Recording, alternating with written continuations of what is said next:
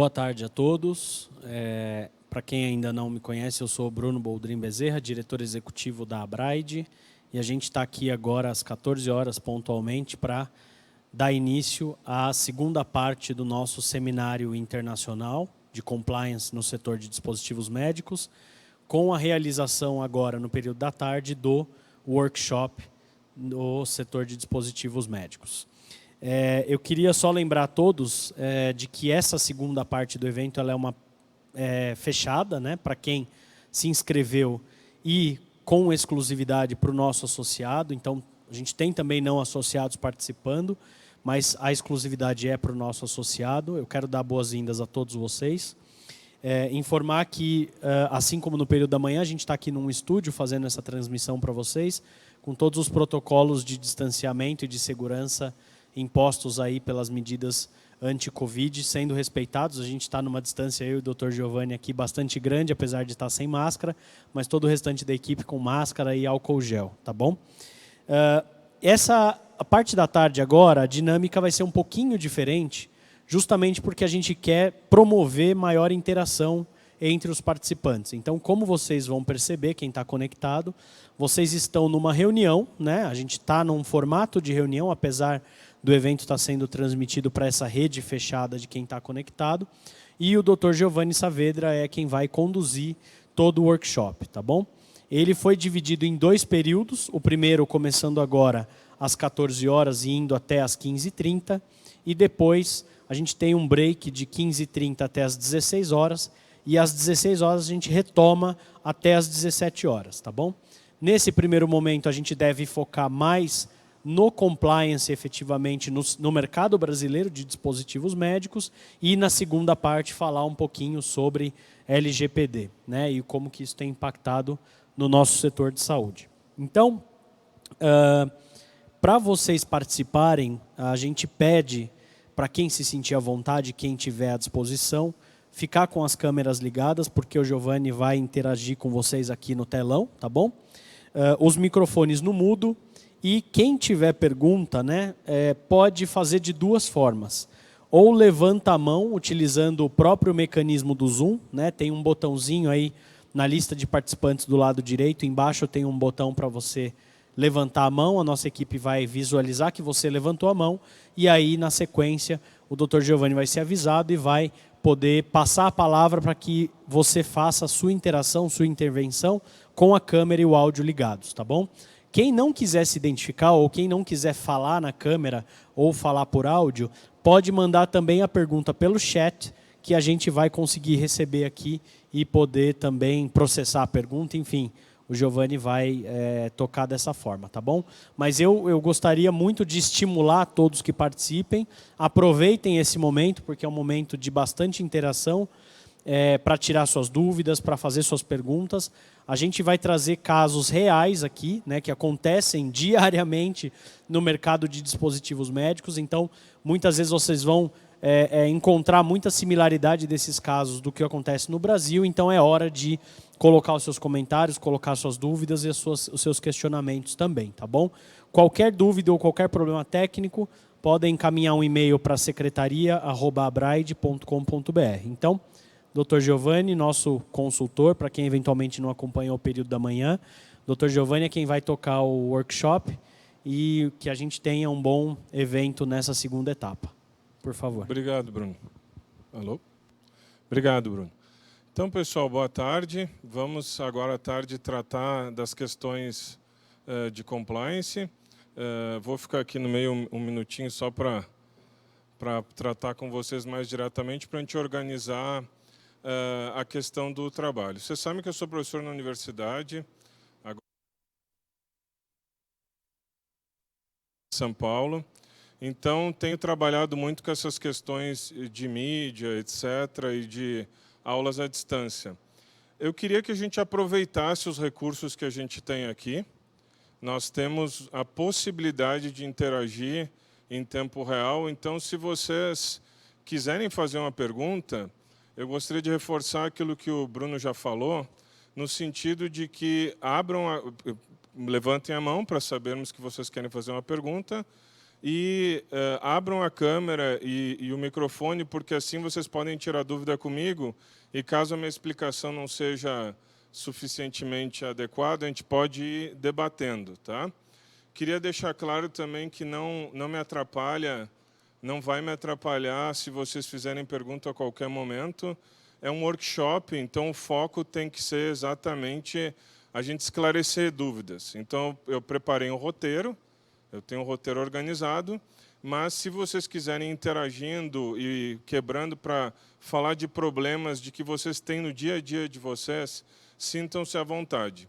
O nosso escritório presta consultoria para a Bright faz um tempo, então ao longo do ano a gente recebe muitos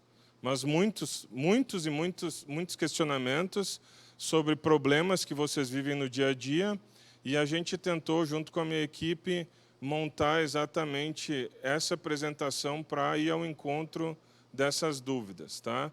Então, eu fiz inclusive alguns casos, organizei alguns casos com base em casos reais, por óbvio, não vou citar empresa nenhuma, mas que pode ajudar vocês no seu dia a dia. Por fim, queria só dizer que esse workshop e o de proteção de dados foi uma demanda dos associados, o que nos deixou muito felizes, né, de saber que vocês continuam interessados em conversar com a gente sobre compliance. Vamos começar, então. Eu vou ficar mais para trás aqui, para vocês conseguirem enxergar os slides. Vocês estão vendo o logo maravilhoso do nosso escritório, mas não é esse o foco da nossa tarde, tá bom? Então, apenas para me apresentar, sou sócio do Saavedra Advogados, sou responsável pela área de compliance. Se vocês quiserem depois entrar em contato comigo, tem um e-mail e tem o contato da Bride para a gente aprofundar essas questões. Só queria reforçar que a gente está muito feliz que essa semana saiu resultado da revista 500, nós tiramos o primeiro lugar do Brasil como escritório mais admirado na área de compliance, e também eu, como sócio, fui eleito primeiro lugar como mais admirado no Brasil no segmento compliance.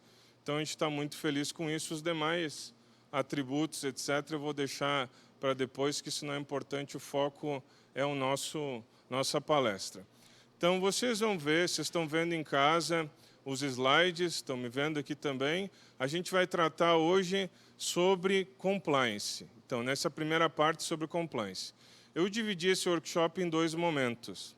Eu vou relembrar alguns conceitos importantes que eu tenho percebido nas demandas de vocês, na Bride, etc., que tem gerado algumas dificuldades, algumas dúvidas. E depois eu vou abordar com vocês casos práticos para a gente, enfim, tratar de problemas que vocês lidam no dia a dia. Então, a primeira coisa que eu queria lembrar a vocês é o termo, né? A gente está falando sempre de um sistema de gestão de compliance. Quando a gente implanta o compliance na empresa, como as empresas dizem, a gente está implantando um sistema de gestão.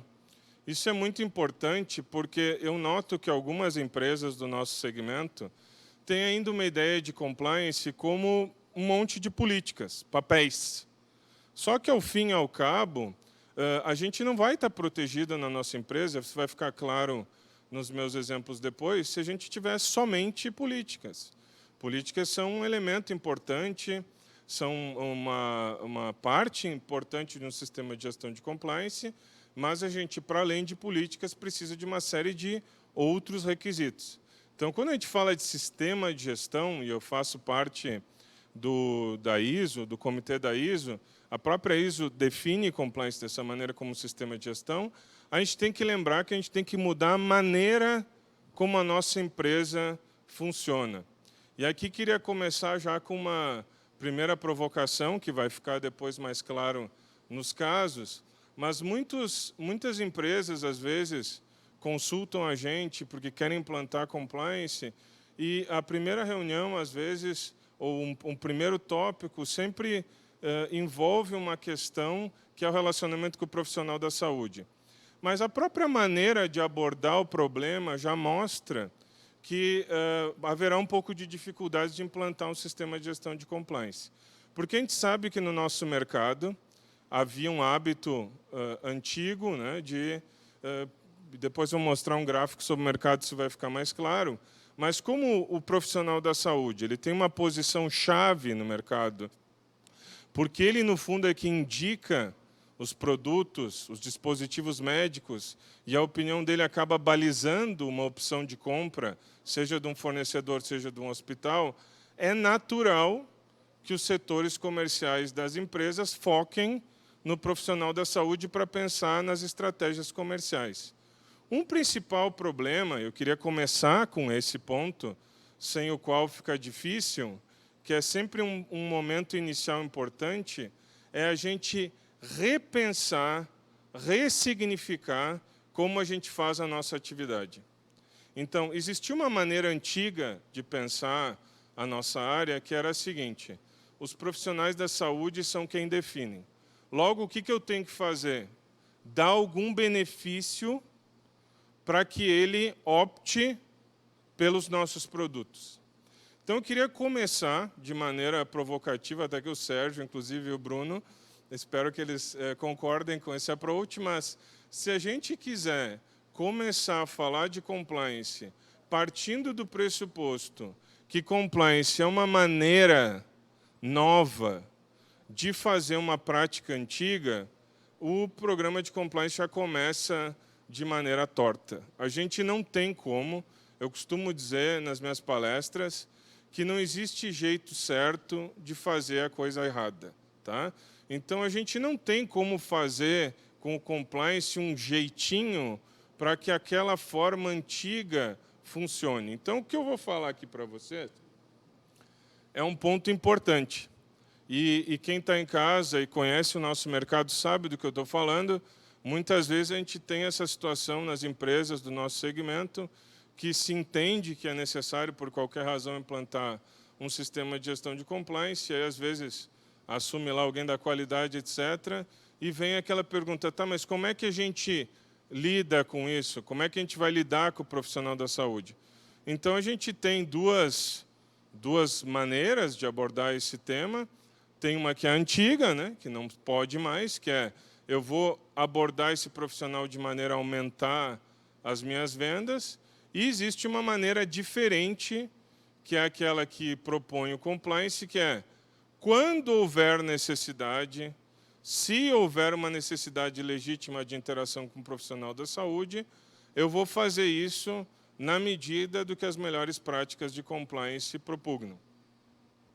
Então, a gente tem aqui um desafio inicial, que eu chamo de uma questão de cultura, tá? Que a gente precisa pensar nas nossas empresas. Quando eu for começar a implantar um sistema de gestão de compliance, o primeiro ponto que eu preciso me perguntar é, qual é o objetivo que eu quero com esse sistema de gestão de compliance?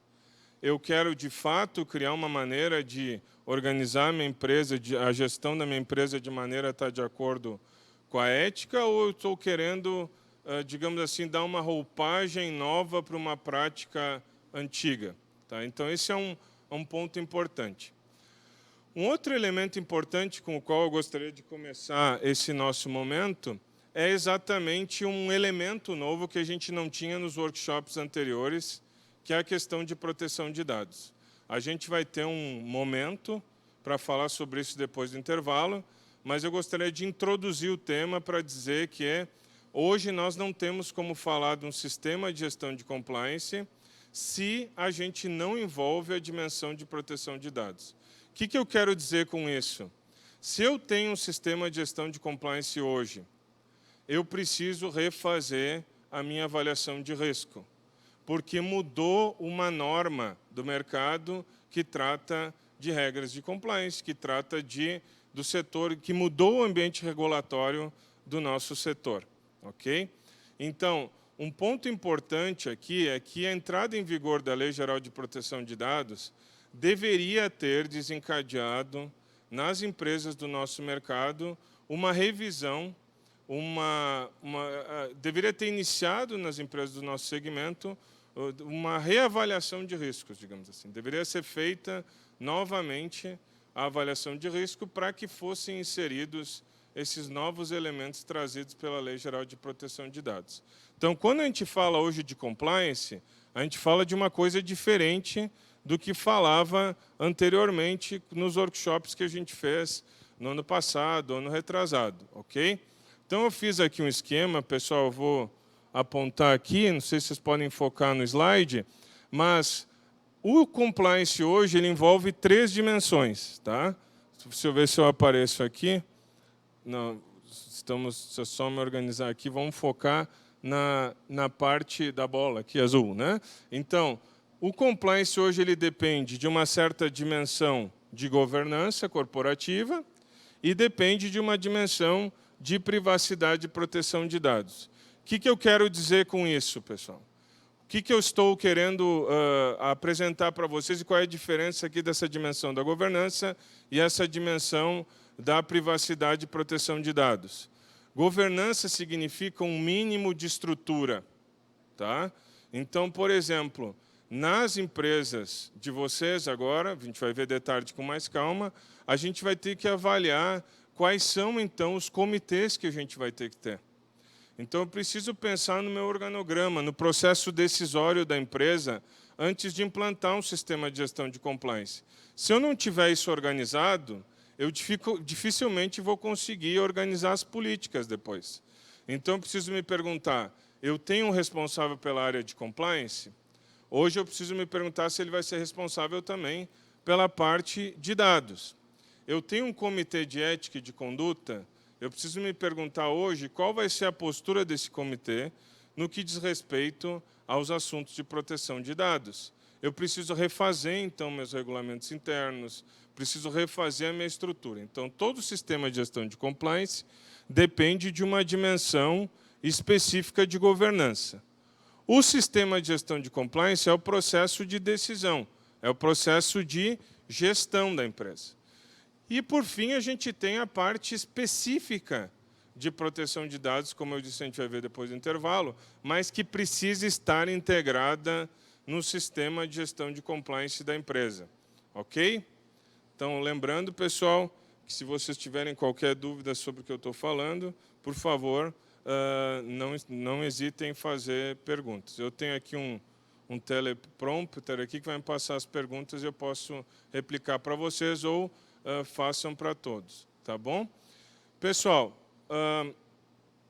um outro elemento importante é a dimensão da ética. O que eu quero dizer com ética? Claro, fiz doutorado em filosofia, etc. Adoraria ficar discutindo com vocês Kant, Hegel, etc. Mas, quando eu estou falando de ética, eu não estou falando de filosofia, eu estou falando de cultura. A gente precisa se perguntar, sinceramente, se na nossa empresa a gente tem uma cultura específica no que diz respeito à ação em conformidade com as normas, ou se a gente precisa, de alguma maneira, desenvolver isso. Então, eu preciso me perguntar, eu vou fazer um sistema de gestão de compliance, por quê? Qual é o interesse que eu tenho nessa elaboração? A minha alta administração, os sócios da empresa, eles querem, de fato, que isso seja implantado? Até que medida? Se a gente não tiver uma predisposição nesse sentido, a gente vai ter dificuldade de implantar um sistema de gestão de compliance. E mais do que isso, pessoal, a gente precisa entender também quem é o público da minha empresa. Às vezes a gente faz uma política com um texto super complexo, etc., e às vezes as pessoas não entendem o que está na política, ou não entendem o próprio problema. Por exemplo, tive algumas vezes, tá? Desculpa um minutinho, tem uma pergunta de um colega que não quis se identificar. Então, vou ler a pergunta, ok? Se o colega depois quiser tratar e abrir o vídeo para a gente conversar, ok. Só vou reproduzir a pergunta. Qual é a opinião da Abreide sobre a conduta de uma empresa distribuidora que fornece marca-passo e produtos para cirurgia cardíaca, que contrata uma pessoa especialista em perfusão, manuseio da máquina de SEC para atuar como técnico para marca-passo e aproveitando-se da coincidência de que este profissional é habilitado para fazer perfusão, o deixa disponível para equipes médicas o utilizarem também como perfusionista, ou seja, sob o argumento de... Isso é uma pergunta ou é uma denúncia? Né? Sob o argumento de fornecer marca-passista, o fornecedor disponibiliza um perfusionista exclusivo para determinadas equipes, enfim, pessoal. Sobre a opinião da Braide, deixa eu deixar uma questão clara. Eu sou um prestador de serviço, então eu não falo em nome da Braide. Depois, para ter um posicionamento oficial da Braide, eu presumo que o Conselho de Administração tenha que se manifestar. No que diz respeito à questão técnica, se a pergunta é se essa conduta é correta, no sentido de disponibilizar profissionais, essas equipes não utilizam materiais de outros fornecedores, mas somente daquela empresa, nem outro fornecedor consegue vender. Se vocês querem discutir do ponto de vista técnico-jurídico, o que o colega está dizendo é o seguinte: eu tenho um hospital em que há necessidade de um determinado profissional para usar um material, no caso aqui, marca-passo. Existe um profissional que é capaz, então, de lidar com essa técnica e trabalha com produto específico, e a empresa, para ter um acesso exclusivo, digamos, a essas equipes, acaba disponibilizando esse profissional para todas as equipes, dificultando o acesso de outras empresas para aquele hospital. Do ponto de vista de compliance, essa prática naturalmente não é a mais adequada. Se a gente quisesse perguntar se isso é crime, é uma questão de tipo diferente, porque a gente teria que estar tratando de um hospital público para que isso fosse crime. Num setor privado, provavelmente, eu não sei se daria para configurar como crime. Estou pensando aqui qual seria o ilícito, dependendo do porte, talvez alguma forma de concorrência desleal, etc. Mas provavelmente a gente teria que provar algum dano ao consumidor, o que não está bem claro. Mas, do ponto de vista de compliance, isso não é adequado, né? Com certeza não. Se for um hospital público, a gente tem um problema de ilicitude. Se for um hospital privado, a gente tem um problema de compliance e, provavelmente, esse fornecedor vai ter um pouquinho de dificuldade de passar em auditorias dos fabricantes depois, porque isso, de alguma maneira, pode ficar evidenciado. Mas é uma prática que não é a mais adequada, até porque existe uma regra acerca de quem pode tocar no paciente, quem pode lidar com isso, então tem que ser profissionais habilitados do hospital, etc. E a gente pode ter uma maneira de corrupção indireta aqui. Tá? Mas como é um caso hipotético, assim, eu só posso responder de uma maneira mais abrangente no que diz respeito à questão da técnica. Eu não estou falando em nome da Braide, gostaria de deixar isso bem claro, porque eu não represento a Braide aqui, eu estou só respondendo do ponto de vista técnico. Mas, se a minha resposta não foi suficiente, por favor, se manifestem, que eu aprofundo depois. Tá? Mas a gente vai tratar desse ponto também. Isso é uma questão... outro problema também que a gente tem é o instrumentador, que é uma realidade do nosso mercado e que talvez a gente possa discutir depois também, mas acredito ter respondido. Voltando aqui para o nosso ponto, um elemento importante, como eu estava falando para vocês, então, é a questão da ética, é a questão da ação dos indivíduos dentro da empresa e exatamente a maneira como a gente vai lidar para conduzir essas pessoas a fazerem a questão correta. Então, quando a gente faz o sistema de gestão de compliance, a gente precisa se perguntar quais requisitos eu tenho, então, que utilizar para levar as pessoas a fazerem a coisa certa. Eu preciso me perguntar se eu vou fazer treinamentos, se eu vou fazer conversas, se eu vou fazer políticas, se eu vou ter um momento, um evento para tratar dos temas, mas isso é um ponto muito importante também. Tá? Do ponto de vista de implantação de um sistema de gestão de compliance, a gente vai ter algumas etapas quando a gente fala das melhores práticas internacionais, especialmente na questão da ISO. Né? A gente vai ter, a ISO não fala assim, tem que ter essa política ou aquela, vai falar de um processo. Isso é uma coisa que eu noto que é uma dificuldade, às vezes, nos nossos associados. A gente precisa ir adaptando o sistema de gestão de compliance à realidade da nossa empresa. Não é que eu vejo várias vezes algumas empresas dizendo assim, me mostra o kitzinho de compliance, ou a gente tem que fazer o básico, a gente não queria ter uma coisa muito complexa. Não existe sistema de compliance complexo, ou mais elaborado, ou menos elaborado, ou kit básico. Existem as medidas de prevenção para aquela minha empresa, naquele contexto, naquele segmento. Se uma empresa, por exemplo, faz importação direta, ela tem riscos que são diferentes de uma empresa que só faz distribuição e compra de um fabricante nacional, por exemplo. Tá? Ele vai ter que ter medidas de compliance de maneira diferente. Se eu tenho uma empresa que tem uma força de venda que é toda de funcionários seletistas, vai ser diferente, por exemplo, de uma empresa que tem a força de venda terceirizadas com representantes comerciais. Então, o processo de implantação no sistema de gestão é que é importante. E aqui a gente tem que cuidar, porque às vezes o pessoal fica pressionando, por exemplo, a gente tem que fazer o código de ética e de conduta, tem que fazer as políticas, mas a empresa não tem, por exemplo, uma contabilidade regular. Quando tiver um processo de auditoria de fabricante, ele vai ter dificuldade de mostrar. Isso aqui é um ponto importante.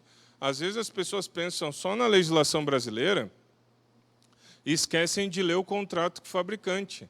Uma vez eu tive um cliente que tinha um advogado que prestava consultoria na parte tributária e isso fez uma sugestão de planejamento tributário que era um pouco mais arriscado enfim, não tinha alguns documentos fiscais. E quando o fabricante veio fazer a auditoria, ele tentou justificar com o parecer do advogado. E o fabricante disse, não, olha só, no nosso contrato está escrito que você teria que ter contabilidade regular e ter esses documentos aqui. Você não tem, então vou cancelar o contrato de distribuição consigo. Então, a gente tem que lembrar, quando a gente faz um sistema de gestão de compliance, que a gente não está falando somente para um eventual Ministério Público que possa fazer um processo criminal. A gente está falando também para o auditor do fornecedor, a gente está falando para um eventual processo da CGU, a gente está falando para uma série de pessoas que podem nos fiscalizar um dia. E nosso sistema de gestão de compliance tem que dar conta de todos esses elementos. O que a gente tem de básico nisso, eu estou cuidando aqui meu horário, eu tenho que saber claramente quais são minhas obrigações de compliance. Tem coisas que são claramente obrigações de compliance, como, por exemplo, pagar impostos. Tem outras que, às vezes, os associados ficam na dúvida, como eu vou mostrar mais adiante. Tá? A gente tem que ter uma avaliação de riscos, isso sempre, sem a menor dúvida. A gente tem que planejar medidas para evitar esses riscos, de maneira operacional. Tá? E tem que planejar isso e a gente tem que chegar ao ponto de eventual punição se alguma coisa sair do correto. Tá? A gente tem que ter um canal de denúncia. Esse é o básico, digamos assim.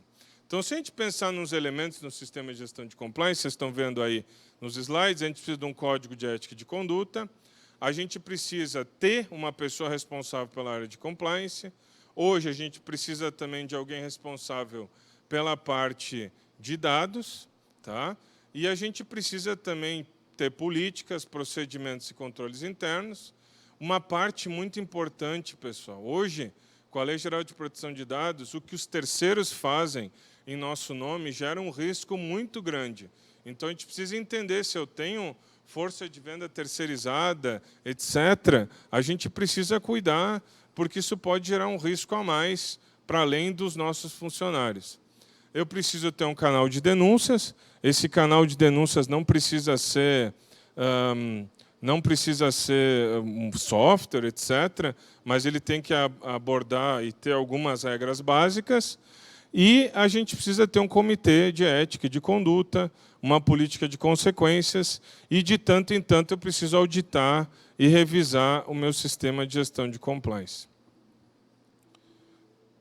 Bom, eu fiz um desenho aqui, um gráfico, que vamos tentar agora, vamos ver se vai funcionar do ponto de vista técnico. Aqui o meu cameraman, aqui a gente vai fazer um trabalho juntos agora, que para ajudar vocês a enxergar os problemas, eu tentei desenhar num gráfico aqui como funciona o nosso mercado.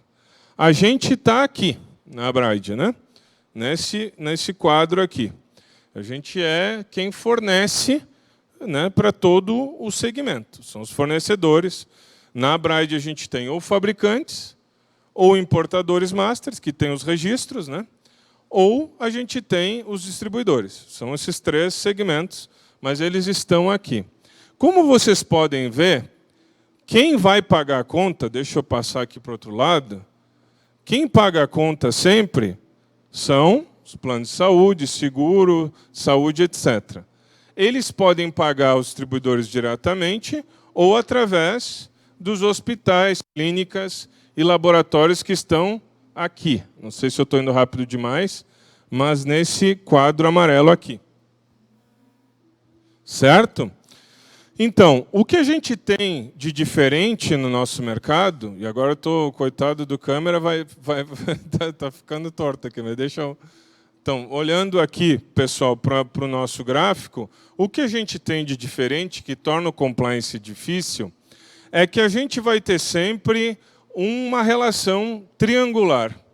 Quem faz o pagamento não é o lugar onde presta o serviço, tá? E quem vai nos pagar, por vezes, é o mesmo lugar onde presta o serviço, por vezes é um plano de saúde. Então, o que a gente vai ter aqui é que a gente está no meio do caminho. A gente vai ter um processo de venda que pode ser terceirizado, como está lá no quadro verde.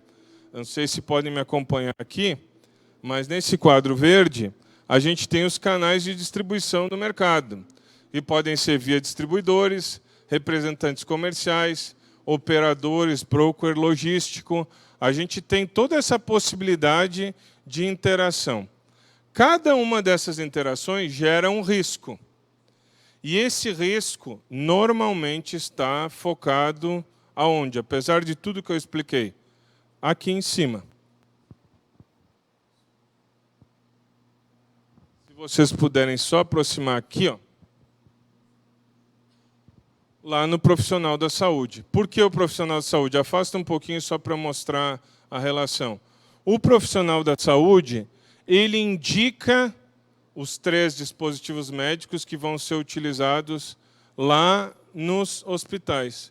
Então, é natural que todo o mercado foque suas energias, digamos assim, as suas energias de comerciais em tentar convencer aquele profissional da saúde ali. E os desafios de compliance, assim, 90% deles, que eu tenho que responder diariamente nas consultas de vocês na Abraid, são sempre questões envolvendo profissionais da saúde. Isso acontece assim pela maneira como o nosso mercado está organizado. Na parte de baixo, eu coloquei um ambiente regulatório. A gente tem ainda, para complicar, digamos assim, esse quadro, toda a parte regulatória, né? A gente tem a parte da Anvisa, ANS, conselhos, ética saúde, CGU, etc. Então, o nosso sistema de gestão de compliance tem que levar em conta essas peculiaridades do nosso mercado. E quando a gente faz a nossa avaliação de risco, o primeiro ponto tem que ser exatamente essa relação com o profissional da saúde. Tá? Então, vamos para a prática, então, já chegando próximo dos nossos casos. Quais são os principais pontos que geram dúvidas para os associados da Abraid? Primeiro, contrato de prestação de serviço com profissionais da saúde. Eu posso fazer? A resposta para essa pergunta não é ou só sim ou só não. A resposta para essa pergunta é depende. E a principal questão que vocês têm que se fazer em casa, quando vocês querem entender se eu posso fazer um contrato de prestação com um profissional de saúde, é a seguinte: por que eu preciso desse contrato? Às vezes eu recebo algumas consultas que a pessoa diz, mas eu quero fazer não sei o quê, eu quero fazer não sei o quê. E aí eu pergunto, tá, mas por quê? Por que eu preciso que esse profissional da saúde preste esse serviço específico? Por que eu preciso que ele dê essa aula? O que isso vai trazer de ganho para a minha empresa ou para os pacientes? Essa é a primeira pergunta. Eu tenho uma necessidade legítima daquele serviço? A segunda pergunta que eu tenho que me fazer é, ok, eu quero contratar o profissional da saúde X, mas quem é que vai estar no outro lado do instrumento jurídico que eu vou fazer? De um lado vai estar a minha empresa, do outro lado vai estar quem? Quem vai ser o contratado do meu contrato? Vai ser uma pessoa jurídica? Vai ser uma pessoa física? Quem são os sócios dessa pessoa jurídica? Eu preciso entender, por exemplo, se nessa pessoa jurídica tem um funcionário público. Eu preciso entender se esse profissional da saúde pode prestar esse tipo de serviço. Então, não basta eu querer fazer algo. Eu preciso sempre, na área de compliance, obedecer uma tríade, que é a necessidade legítima, uma formalização e depois gerar evidências. Um outro ponto que gera sempre dúvidas é a questão de patrocínios de eventos, sejam próprios, sejam de terceiros. Organizar eventos, pessoal, contratar profissionais da saúde para explicar como o material de vocês funciona, de todos os desafios que a gente tem, é o mais simples. É naturalmente ok que se faça isso, só tem que entender qual é o objetivo. Às vezes, a gente tem umas situações no mercado que passam de qualquer limite. Tem empresas que, há um tempo atrás, né, antes da máfia das próteses, pagavam para profissionais da saúde irem a esses eventos. Esse tipo de coisa que não dá, né? Jantar de negócios. Os profissionais de saúde trabalham, são muito ocupados. Se eu quiser fazer um evento, tem que ser num ambiente de restaurante, etc. Sim, até podemos fazer, mas, de novo, preciso de uma necessidade legítima, eu preciso justificar adequadamente isso, e eu preciso, então, explicar e justificar por que naquele restaurante e não outro. Bom, seguindo o meu racional, Carlos Kramer. Carlos Kramer, você quer fazer a pergunta diretamente ou quer que eu leia a pergunta? Você quer fazer? Abrir o áudio e fazer?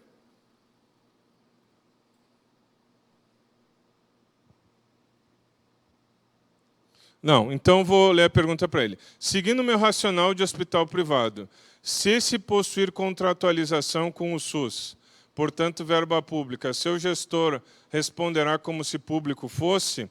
Carlos Kramer, essa é uma excelente pergunta. Tá? Existem casos na jurisprudência brasileira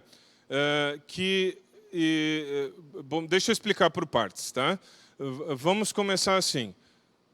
Definir se é gestor público, na legislação brasileira tem um pouquinho de diferença se é área criminal e se é área administrativa. Então, se a sua pergunta é a seguinte, vou pegar o seu exemplo. Digamos que o gestor de um hospital privado que recebe verba pública recebesse propina, ou seja, pagamento. Isso seria crime de corrupção? Existe hoje jurisprudência no sentido de que sim. Porque no Código Penal tem um conceito próprio de funcionário público. Tem um artigo dizendo funcionário público é isso. E é mais abrangente do que a gente normalmente tem na legislação brasileira. Então, existe o risco, sim, que profissionais da saúde que, por exemplo, tenham contratos com empresas do setor, do nosso setor, por exemplo, para prestar algum serviço, e que trabalhem em hospitais privados que recebem verba pública, possam ser considerados para fins penais como gestores públicos. Se essa pessoa vai ser considerada gestor público para fins, por exemplo, o monitor aqui não está mais aparecendo, eu teria que ligar, não estou vendo as perguntas aqui, se pudessem me ajudar aqui, da parte técnica. Mas se a pergunta é no sentido... Agora sim, voltou, obrigado. Se a pergunta é mais no sentido de um ilícito administrativo, de improbidade, etc., isso vai depender um pouco da maneira como a verba foi utilizada. Mas existe o risco, sim, que o gestor possa responder como se público fosse. Tá? Carlos, se eu respondi a sua pergunta, por favor, me dá um ok. E se eu não respondi, refaça, que eu tenho o maior prazer de discutir com você. Tá bom? Um outro ponto é proibição de entretenimento e recreação. Pessoal, isso aí não dá, isso não tem discussão. Não dá para a gente fazer festa, etc., e ficar pegando e convidando clientes, etc., profissionais da saúde, porque isso é vedado por todas as normas internacionais, certo? A parte de brindes e presentes é uma parte importante, não estou discutindo, mas tendo em vista que a gente tem aqui um tempo reduzido, e eu queria ouvir vocês e tratar mais das questões práticas mais complexas, eu gostaria de dizer só que presente, do ponto de vista de compliance, não é permitido, né? Seja, por exemplo, dar presente de aniversário, etc., é um conceito técnico da área que normalmente não é permitido. Brindes, que são aquelas questões de caneta, com logo, etc., dentro do limite do razoável, em regra, são permitidos, mas tem algumas regrinhas que eu posso abordar depois com vocês. Tá? O ponto importante aqui é a questão de licitações. Eu noto que o pessoal do nosso segmento ainda não percebeu os riscos envolvidos. Eu trouxe, então, alguns casos práticos que a gente vai discutir de novo. Aqui o vídeo caiu de novo. Se vocês pudessem conectar aí, eu perdi a visão aqui das perguntas. Tá? Mas, então, eu vou abordar esses pontos. Depois a gente pode voltar. Mas eu queria reservar esses minutos finais aqui da minha exposição para a gente abordar os casos. Só vou concluir aqui e a gente vai para os casos, então. Tive um probleminha técnico aqui, por isso que eu voltei aqui, porque eu não estava vendo o monitor, só por isso. Mas, assim, temos o ponto de licitações, que eu tenho 2 casos, como eu falei para vocês, a gente vai ver logo em seguida. E temos a questão das doações. Das doações, eu queria só dizer que existe uma prática do mercado que, às vezes, os materiais chegam próximo do prazo de validade e se tem, então, a ideia de doar para alguém que precisa, para fazer cirurgia.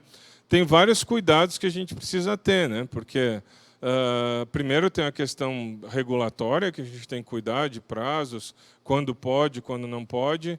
Segundo, a gente precisa deixar isso bem registrado para não ficar aparecendo que isso é uma maneira de corrupção. Uma coisa é ajudar uma pessoa necessitada num contexto bem específico e de maneira bem pontual, porque há uma necessidade, uma criança, alguém que está precisando, e outra coisa é transformar isso num hábito para, né, deixar transparecer uma outra coisa que não é. Bom, a minha ideia era fazer essa breve introdução para lembrar um pouco os pontos principais da parte de compliance.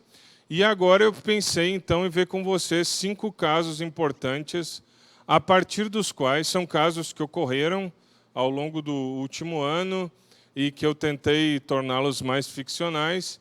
E eu gostaria, então, de tratar dos temas de compliance a partir desses casos. Se vocês quiserem interagir, criticar, cobrar outras respostas da minha parte, ou se as minhas respostas não têm sido suficientes, por favor, se manifestem. Vocês estão vendo a questão aí? Eu vou ler para vocês, mas é importante que vocês vejam o texto. Então, durante a pandemia, esse é o caso 1, as vendas caíram significativamente. No início desse ano, acho que foi uma experiência que todo mundo vivenciou. Nós temos muitos clientes no mercado e acompanhamos um pouco essa dificuldade. As cirurgias eletivas pararam, etc. Foi bem complicado. As vendas realizadas, então, para o mercado privado, ou seja, que quando eu trato de privado, estou falando de planos de saúde, etc., seguradoras de saúde, foram canceladas, sem data de reagendamento, e os novos orçamentos não chegaram, em razão da questão do Covid, etc. Além do faturamento ter caído, muitos médicos também tiveram seus rendimentos diminuídos em razão de não realizar cirurgias. Um desses médicos que operava com seus produtos decide fazer um curso sobre técnicas cirúrgicas do produto e convida a sua empresa para patrocinar o curso. Vamos lá, pessoal. Essa é uma pergunta que costuma chegar bastante para o escritório. Olha só, tem um médico importante que é muito relevante na área da nossa atuação aqui. Ele tem um curso dele, ele quer muito trabalhar com o nosso produto. Aí, às vezes, a ideia do profissional da saúde é ter algum material para fazer alguma atividade prática. Em outros casos, ele quer fazer uma pesquisa. Em outros casos, realmente é um patrocínio. Ou seja, existem médicos no Brasil que são muito renomados, que criam lá o seu curso, o seu, né, clube do joelho, o clube do trauma, o clube do não sei o quê, e vai atrás dos nossos associados e associadas para bancar essas atividades. Então, eu recebo muitas, mas muitas e muitas perguntas, todo ano, sempre, eu diria assim que a cada 2 semanas eu recebo uma pergunta sobre isso, sobre se é possível patrocinar esse tipo de iniciativa. Aqui eu vou dar, eu não tenho como responder assim, pode, não pode, porque depende do caso concreto.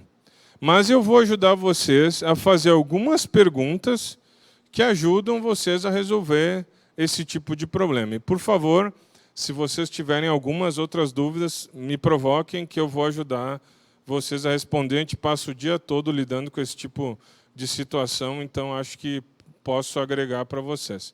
Se não tiver uma pergunta, me ajudaria a botar o cronômetro ali, só para eu controlar o tempo. Por que patrocinar esse curso? Essa é a primeira pergunta. Tá? Ele é necessário? Primeira coisa, eu vou patrocinar com qual objetivo? Não está aparecendo o cronômetro, é isso que eu quis dizer.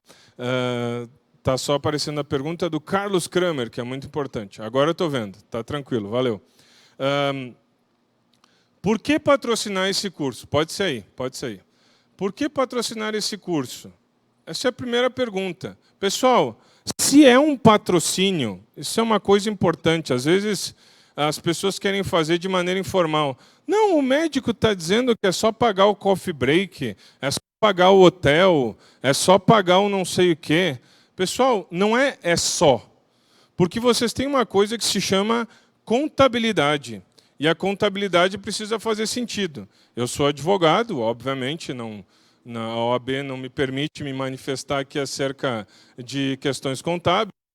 Assim, a gente tem experiência suficiente para dizer, eu não posso justificar na minha contabilidade o gasto de terceiros. Um exemplo, eu tenho a minha empresa lá no escritório, aí o Sérgio, que não é da minha empresa, vai lá e quer fazer uma viagem. Eu posso pagar como amigo, etc. Mas como é que eu vou registrar isso na minha contabilidade depois? Ele não é funcionário da empresa, ele não trabalha lá, o meu contador vai dizer, o que eu faço? E vocês têm que lembrar que um dia vocês vão passar por uma auditoria de fabricante, vocês vão ter que explicar isso também. Tá? Então, aqui a gente precisa se perguntar, eu vou patrocinar quem, por quê, qual é a proposta de patrocínio? Eu estou patrocinando, qual vai ser minha contrapartida? Vou botar meu logo em algum lugar? Vai aparecer a divulgação da minha empresa? Vou ter um stand? Isso precisa ficar claro. No mais das vezes, quando os associados vêm e me colocam esse tipo de questão, as perguntas não estão claras. Tá? É simplesmente dá a impressão de quem ouve que a ideia é quero beneficiar esse médico, logo eu quero patrocinar. Mas não funciona assim do compliance. Eu preciso ter uma razão. Tá? Então, a ideia básica que a gente tem que ter por trás aqui, quando a gente analisa esse tipo de questões, é por que eu vou patrocinar esse curso? Ele é necessário. Tá, só um minutinho. Tá, trocamos. Tá bom agora? Ele é necessário, qual é a finalidade? Pessoal, é por isso que a gente tem políticas.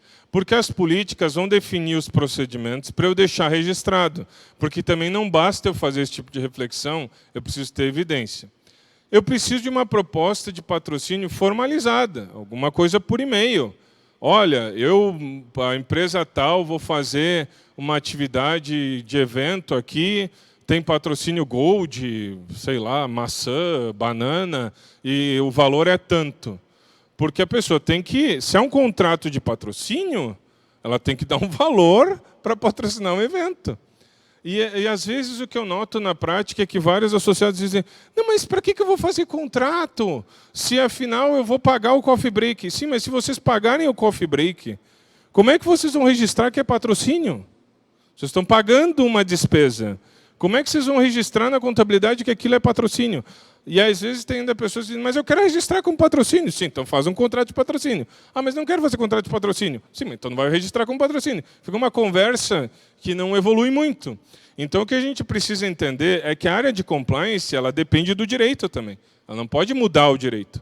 Eu preciso ter uma relação formalizada. Tá? Quais são as contrapartidas? Tem que ficar claro. O contrato de patrocínio vai ser firmado com quem? Uma pessoa jurídica, uma pessoa física.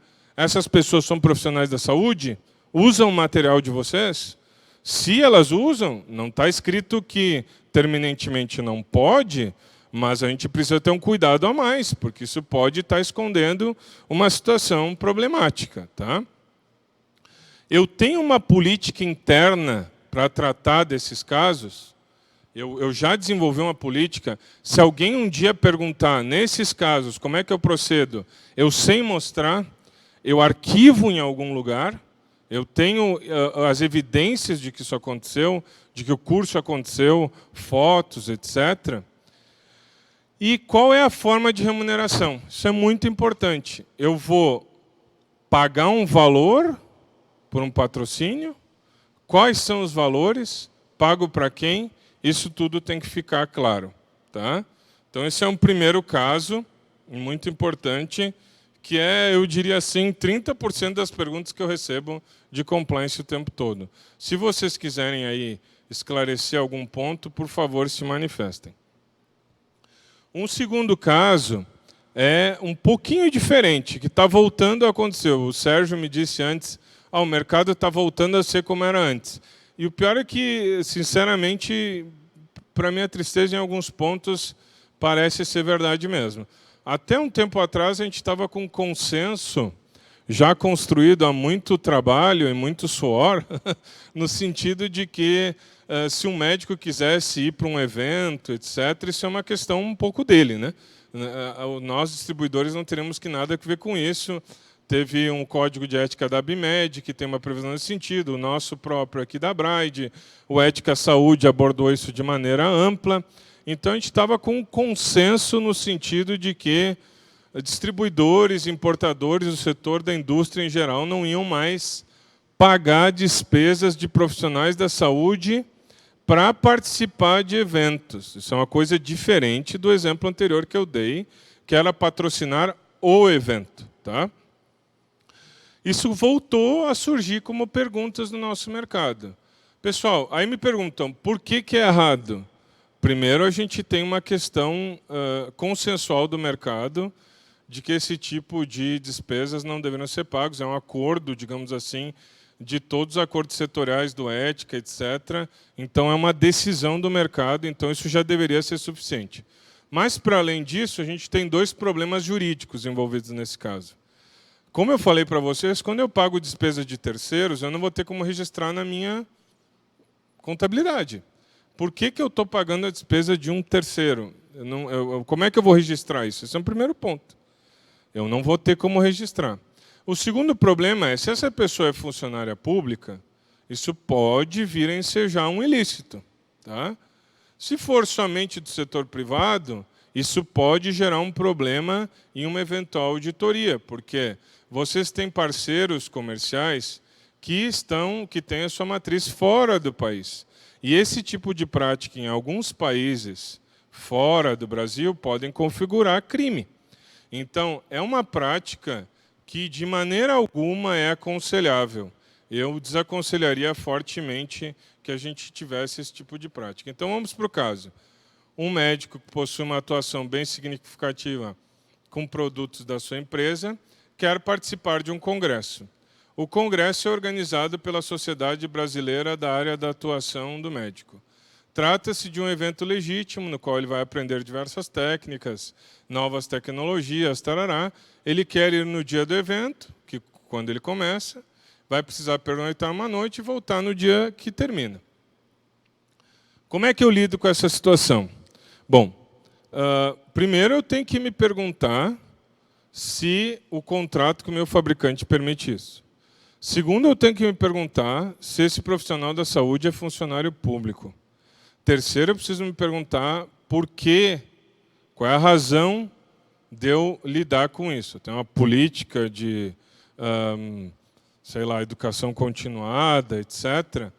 Mas, assim, eu gostaria de deixar claro que esse tipo de prática, se acontecer, tem que ser assim, de maneira muito excepcional, e isso vai gerar problemas práticos para vocês, porque ou a pessoa é funcionária pública e pode gerar uma repercussão jurídica negativa, ou o fabricante de vocês, no seu país de origem, não tolera esse tipo de prática, porque pode configurar ilícito, e vocês podem ter uma surpresa negativa em uma eventual auditoria, porque a explicação não vai ser suficiente.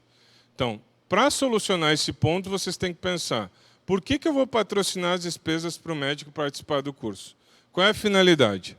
O que o HCP, é Healthcare Professional, né, o profissional da saúde, está solicitando seja patrocinado? Inscrição no evento? Isso é um problema, porque normalmente a inscrição é pessoal. Como é que vai fazer para realizar esse pagamento? Passagem, sua própria da família nem pensar. Né? Para ficar quanto tempo? Se for além do evento, não pode de jeito nenhum. Tem uma política interna para tratar desses casos? Tem uma política específica para lidar com isso? Que evidências eu consigo gerar desse curso? E haverá alguma maneira de remuneração? Então, esse é um ponto importante que a gente precisa ver isso aqui. Não remunerar médico para ir em evento é completamente irregular. Né? Então, isso não poderia ser feito em hipótese alguma. Essa prática que eu descrevi para vocês aqui, como eu disse para vocês, já tem um consenso no mercado de que não seria desejável. Tá? Mas, de qualquer maneira, eu não posso dizer que ela é sempre vedada. Existem alguns casos muito excepcionais em que forem comprovados que não há vedação legal, etc., que a gente pode, então, tratar disso, né, e permitir essa prática desde que observadas as normas. Tá? Agora eu trouxe um caso, mas bem relevante, mas bem relevante, que tem acontecido muito, e eu gostaria de perder um tempinho com ele. Pessoal, teria como eu usar essa mesa aqui só para apoiar esse que está cansando a minha mão aqui? Mas é um ponto muito importante. Eu tenho recebido muitas mensagens de associados que têm passado por processos de... deixa eu só apoiar aqui, pessoal, vocês me derem licença um minutinho, que vai ser mais fácil de eu me organizar, que estava doendo meu braço. Pessoal, é super lindo usar iPad na televisão. Eu estava me achando assim, cara, mas é cansativo, dói pra caramba. Ou eu estou ficando velho mesmo. As duas coisas acho que são verdade, né? Mas, de qualquer maneira, vamos voltar para o nosso caso aqui. Esse é um ponto muito relevante e agradeceria se vocês participassem. Tenho recebido muitos questionamentos de associados acerca de processos de due diligence, tanto no sentido de fazer com terceiros, quanto de passar por processos de due diligence. O que acontece na prática? Depois a gente vai analisar o caso específico. Quando a gente faz sistema de gestão de compliance, às vezes as pessoas ficam tão focadas naquilo que é crime no Brasil, que elas esquecem de outras consequências possíveis que um sistema de gestão de compliance mal feito pode gerar. Para um distribuidor que tem um contrato com o fabricante, às vezes o rompimento desse contrato com o fabricante acaba com a empresa de uma maneira que é tão grave quanto se fosse, ou se a empresa estivesse passando por um processo criminal. Então, para pensar num sistema de gestão de compliance, é tão importante pensar na questão específica do processo criminal, assim como nos processos de auditoria e na legislação que o nosso fabricante tem no seu país de origem. Eu recebi uma pergunta aqui do Sérgio Rocha, que é o nosso distinto presidente da Abreide, e eu vou ler a pergunta. Não sei se o Sérgio quer fazer a pergunta, mas eu posso ler. e depois eu vou responder. A política do contrato com médicos como speaker voltou a ser utilizada. Porém, observamos que em determinadas regiões há vários speakers para a mesma especialidade. Então a pergunta do Sérgio, o Sérgio tem muita experiência no mercado, está enxergando essas mesmas questões que eu tenho enxergado, e o que eu quis dizer de maneira diplomática ali é que, infelizmente, o nosso mercado ele cresceu muito, evoluiu do ponto de vista de compliance, em alguns aspectos ele está voltando atrás, eu não sei porquê. Mas a gente tem percebido no mercado realmente uma tendência, agora eu não sei avaliar se são questões provocadas por consultorias, escritórios de advocacia, ou se é uma prática que tem surgido nos próprios associados, mas o que a gente tem percebido, e nisso eu concordo com o Sérgio, uma prática de ter muitos contratos de prestação de serviço com médicos no mercado. Inclusive a ideia de speakers. Bom, os speakers normalmente deveriam ser em pouco número, né? Não ter um número muito abrangente, porque seriam grandes especialistas, que seriam, digamos assim, aquelas pessoas que ensinam a usar o produto. Eu costumo dizer que produto da nossa área não é que nem carro, que se eu tenho uma carteira de motorista, eu posso dirigir uma Ferrari ou um Fusca. A gente tem, se eu tenho material da Stryker, não necessariamente eu sei operar com material da, sei lá, a sua concorrente. Então, eu preciso da Johnson, ou sei lá, outra, eu disse um nome aqui, mas não estou fazendo propaganda de ninguém. Mas, de qualquer maneira, precisa, então, de algum profissional de saúde que ensine, etc. Se fosse possível, me dar uma aguinha. Tem uma aguinha? Está falhando a voz aqui. Então, a gente tem notado essa prática. O que o Sérgio está dizendo é, se os speakers são feitos para especialistas, como é que eu vou ter vários especialistas numa mesmo segmento? Então, esse é um problema que eu tentei falar na parte de contratos com profissionais da saúde. Eu preciso entender qual é a necessidade daquele contrato. Não é automático que fazer contrato é permitido na área de compliance. Se eu tenho 15 especialistas na mesma cidade, um dando aula para o outro o ano inteiro, eu costumo brincar que das duas, uma. Ou o professor é horrível, ou o aluno é horrível, mas nos dois casos a gente não deveria estar deixando eles fazer cirurgia com o nosso produto. Então, assim, speaker, a gente só faz algum sentido quando ele é muito renomado, ele é necessário para explicar a utilização de determinado material, e a pessoa que está aprendendo, ela tem que ter um prazo para se tornar autônoma. Se não tiver esse prazo, aí parece muito claramente que esses contratos vão estar sendo utilizados só para maquiar questões erradas. Então, o Sérgio tem razão, obrigado pela pergunta. Eu vou voltar aqui para o meu caso, porque ainda temos 2 e faltam 22 minutos. Vocês estão muito quietos em casa, eu estou vendo que eu estou tratando só de coisa consensual, né? Mas, enfim, sua empresa, voltando para a questão do due diligence, vou ler o caso e depois vou explicar a solução. Não sei se o Sérgio depois achou que eu não respondi, pode refazer a pergunta. Sua empresa começa a ser pressionada pelo fabricante para desenvolver um sistema de gestão de compliance. Você é responsável pela qualidade e o dono da empresa marca uma reunião com você e lhe passa essa tarefa. Você diz que precisa de ajuda e o dono da empresa passa o contato do escritório de advocacia que presta serviço para a empresa. Você faz reunião com eles e começa a seguir as instruções. Na reunião inicial, o dono participa e passa a principal instrução. O mais urgente é resolver essas questões dos pagamentos dos médicos. A gente precisa achar uma solução para isso. Uma solução compliance. Isso é quase uma frase que não é falada no mercado, né? O escritório começa a dar sugestões de criar uma escola, um instituto, criar cursos, criar um modelo de contrato para esses casos, e orienta e emitir notas fiscais a esse respeito. Você acha um pouco estranho, mas se estão dizendo que é certo, você entende que deve seguir. Um ano depois vem o período de due diligence do fabricante.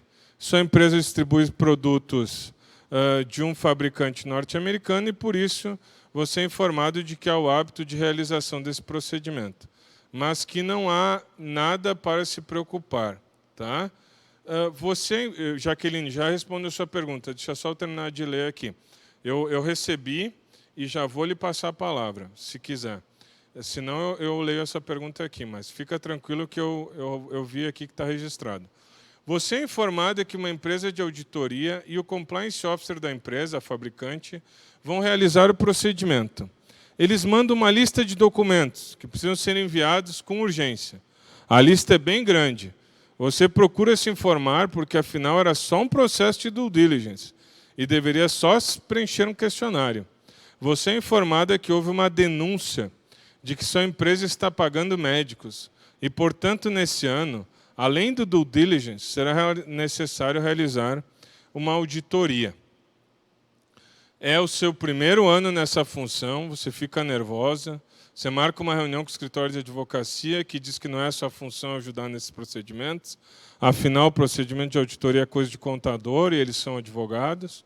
O dono da empresa diz para você resolver isso porque, afinal, se perderem a distribuição, o faturamento vai a zero e todo mundo vai perder emprego. Você faz reunião com o contador e o contador começa a dizer que a empresa não tem metade daqueles documentos e que não fez contabilidade, que não faz contabilidade mensal, então não tem os demonstrativos. A empresa de auditoria começa a pressionar pelas respostas. Você envia todos os documentos que recebeu, eles começam a pedir mais detalhes e você começa a intuir que tem algo errado. O que há de errado nesse caso? Esse é o ponto, pessoal. Aqui, para continuar respondendo a questão do Sérgio, isso é uma coisa que eu noto que o pessoal do mercado não tem se dado conta. As pessoas fazem o seu programa de compliance, começam com essa ideia de criar um setor de educação continuada, ficar contratando profissionais da saúde. Eu sei de empresas de mercado que ficam assim fazendo cálculo, seria um percentual, aí eu vou pagando, etc. E aí acham que estão fazendo certo, que isso é compliance. Pessoal, isso não é compliance. Isso vai gerar problemas. Isso não funciona dessa maneira. Um sistema de gestão de compliance não é uma maneira nova de fazer uma coisa antiga. Eu tenho visto várias associadas que acabam indo, não são nossas clientes, então eu só dou algumas dicas, falo, mas depois as associadas começam a ter dificuldades e várias que perderam a distribuição exatamente porque tem lá um faturamento de 40 milhões e aí vai olhar a rúbrica de terceiros, tem 4 milhões em pagamento para proctors, para curso. Assim, 10% do faturamento sendo utilizado para pagar terceiros, para quem é do mercado, vamos perguntar para o Sérgio depois, ele pode se manifestar. O que a pessoa vai perguntar? O que a pessoa que trabalha no mercado vai pensar quando olhar um demonstrativo contábil desses? Que tem algum problema. Ele, no mínimo, vai pedir para abrir essa conta para entender que tipo de pagamentos são esses. Imagina, pessoal, quantos eventos, quantas palestras, quantos cursos são feitos com 4 milhões de reais. É muito dinheiro. O mesmo médico vai estar ganhando assim, 40, 50 mil por mês. Vai ter um monte de coisa que ele está fazendo. A primeira pergunta que o auditor vai fazer, de maneira lícita, mas para que tanto curso? Mas por que esse médico recebe tanto? Qual é a segunda pergunta que ele vai fazer? Me mostra as notas desse profissional de saúde. Eu quero ver quantas cirurgias ele fez. E se ele começar a se dar conta que quanto mais a pessoa ganha e dá curso, mais ela faz cirurgia com o produto da empresa, depois perguntem para qualquer pessoa do mercado. O que a pessoa vai perguntar? Vai pensar? É óbvio que esses contratos de prestação de serviço estão maquiando uma forma de pagamento de profissional da saúde naquele método antigo. Então, o que tem de errado nesse caso? O que tem de errado nesse caso é uma prática errada da empresa, precisa ser dita, é uma prática errada da empresa, que tem sido chamada de compliance, mas não é porque chama de compliance que é compliance. É um monte, é uma maneira que a empresa entendeu de pegar uma prática antiga, como o Sérgio sugeriu com a pergunta, de pagar profissional da saúde, só que agora com uma nova roupagem, que é contrato de prestação de serviço. E aí a pergunta que fica é, como é que eu procedo? É o que eu tenho dito para as associadas que estão nessa situação já de auditoria. Agora, não tem nada o que fazer, você só pode mostrar os documentos e explicar o que aconteceu.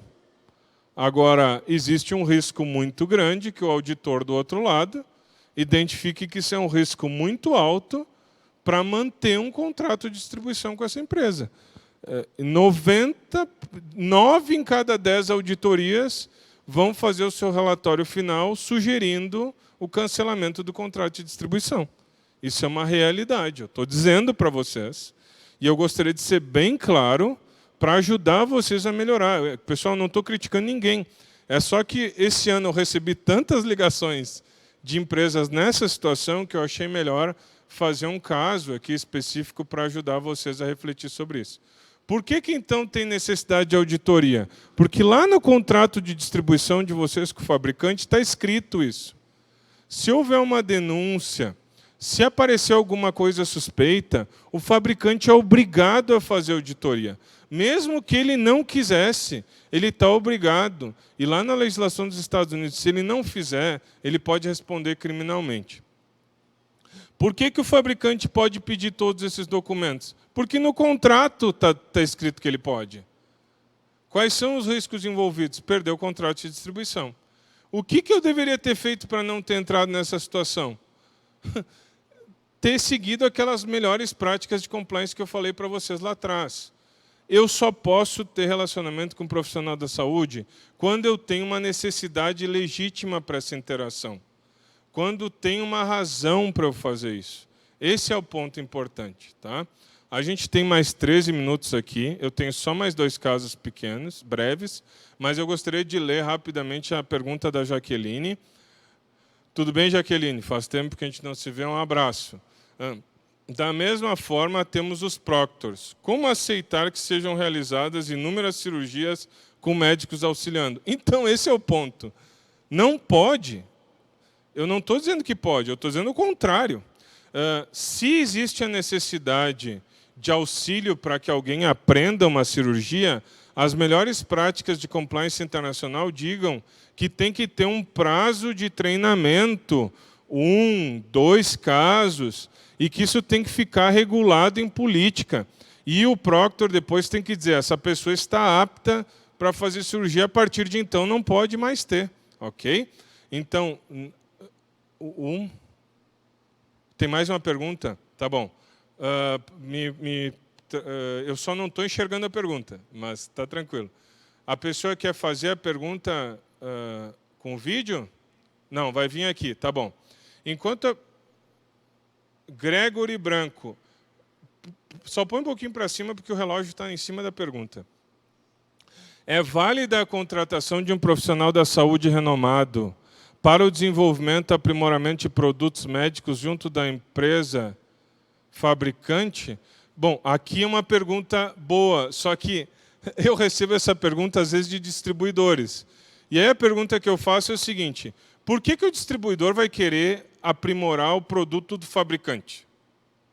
Em primeiro lugar, eu não sei se o fabricante dá essa autorização. Se vocês olharem lá o contrato, tem regra de sigilo, de etc, etc. Então, primeira coisa é, se o fabricante quer melhorar o produto dele, e aí ele pede a indicação do distribuidor de alguém que fosse muito bom na área, etc., para integrar uma equipe de pesquisa. Isso é uma coisa.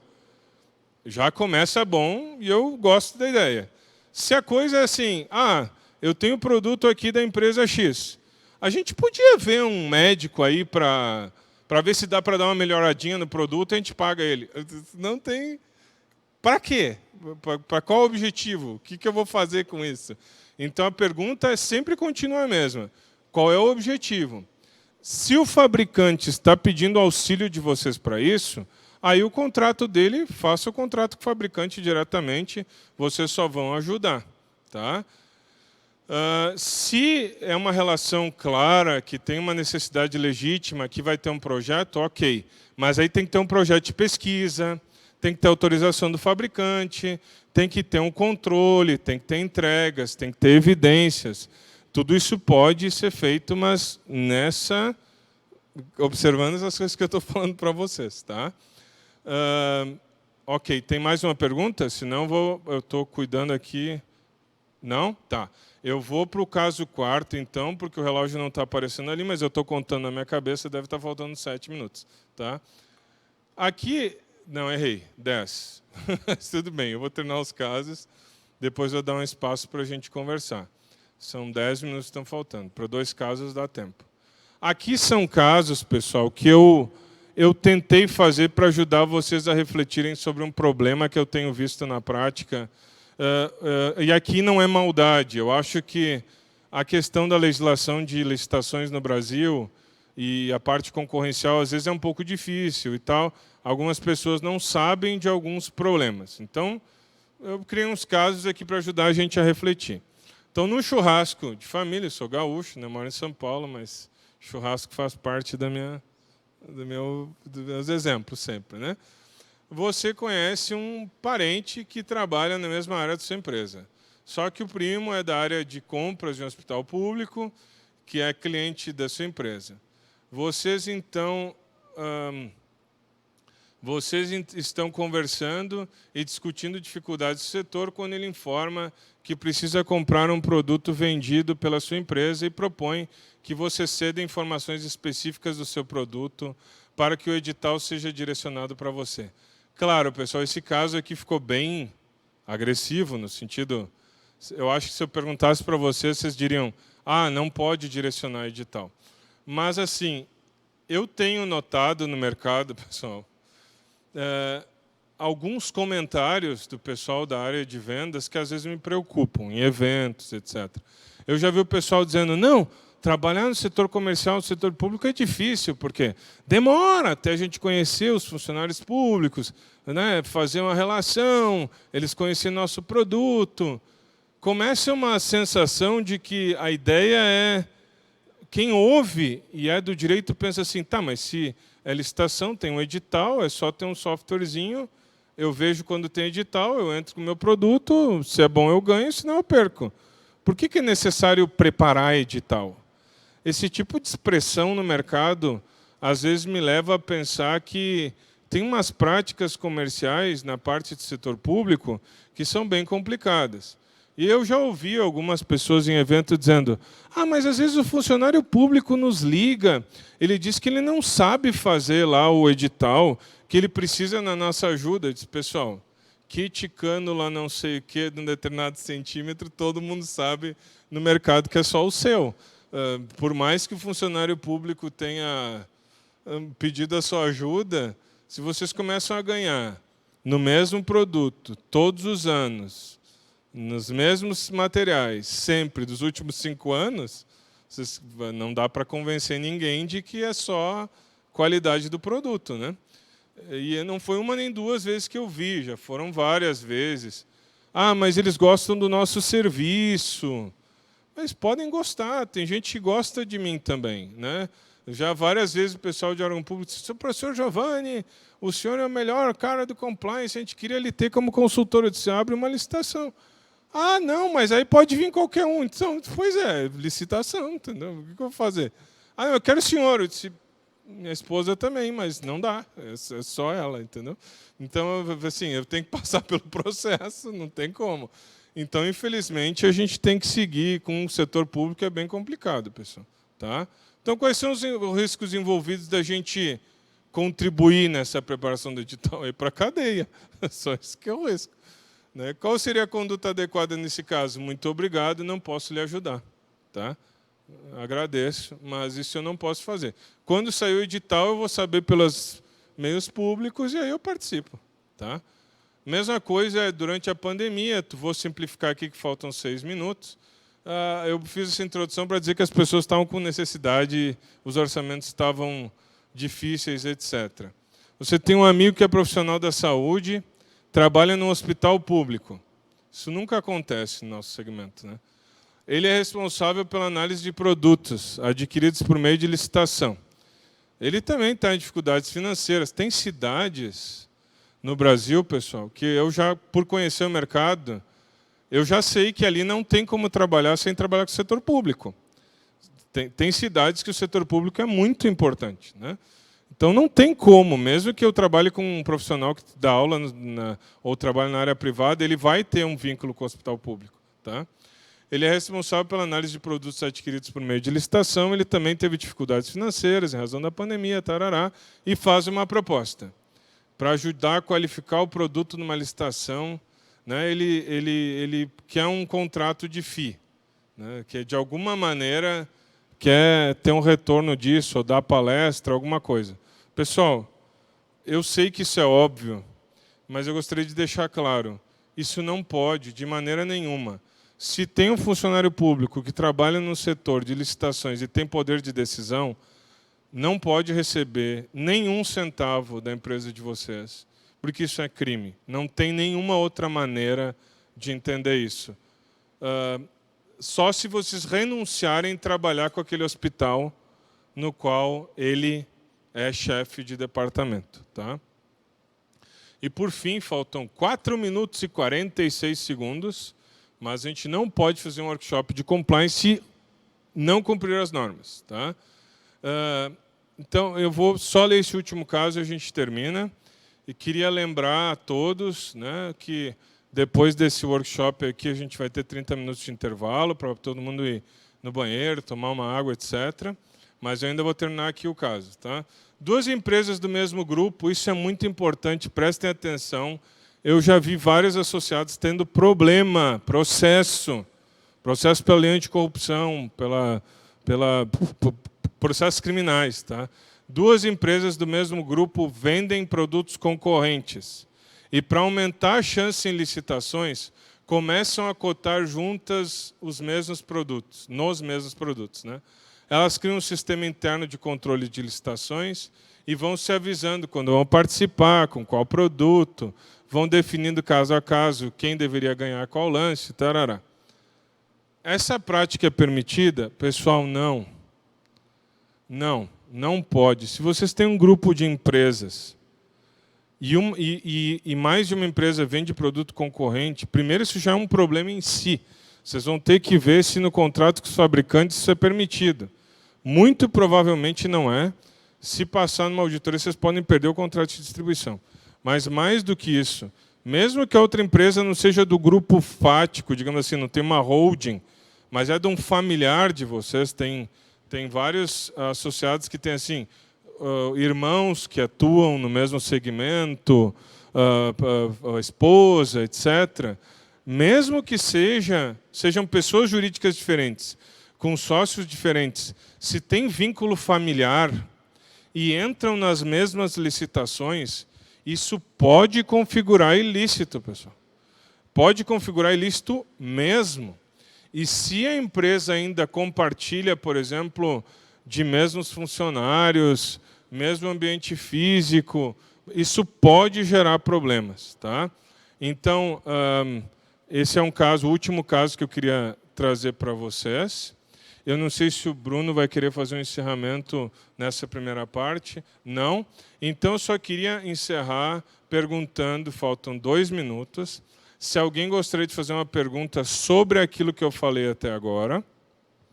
Vou dar uns segundinhos. Tem perguntas? Não? Então, eu queria agradecer muito a atenção de vocês. Eu queria fazer um fechamento.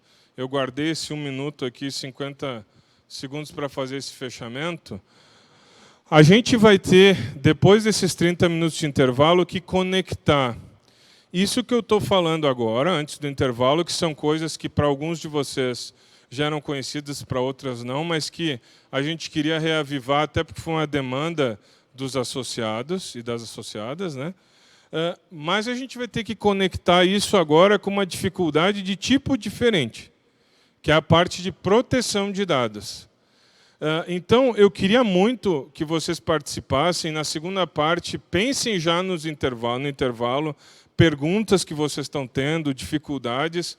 Porque, assim, hoje, além de ter que dar conta de tudo isso que eu falei para vocês, a gente vai ter que agora ainda ter um encarregado de dados, vai ter que ter um comitê de proteção de dados, vai ter que ter um canal de titular com os dados, vai ter que... O due diligence que a gente fazia, agora vai ter que levar em conta também a parte de proteção de dados. E eu tenho notado que os associados e associadas estão bem confusos e confusas com toda essa situação, porque, aliás, é uma situação complexa. Não é uma crítica, é uma observação mesmo que eu tenho visto na prática. Como a gente está aí com mais de 60 projetos de implementação de LGPD, eu estou com muita experiência em muitos casos práticos. Então, eu vou tentar trazer para vocês, depois do intervalo, algumas dificuldades que eu tenho percebido na prática, mas eu conto com vocês também para me ajudar a entender os pontos que são importantes para vocês. Se no intervalo vocês quiserem ir se adiantando e já mandando perguntas aqui, facilita também a nossa parte técnica. Agora, de uma maneira assim que está me fazendo sentir um profissional da televisão aberta, eu vou terminar exatamente quando o cronômetro ficar em 0. Então, agradeço todo mundo, bom intervalo para todo mundo. Um abraço.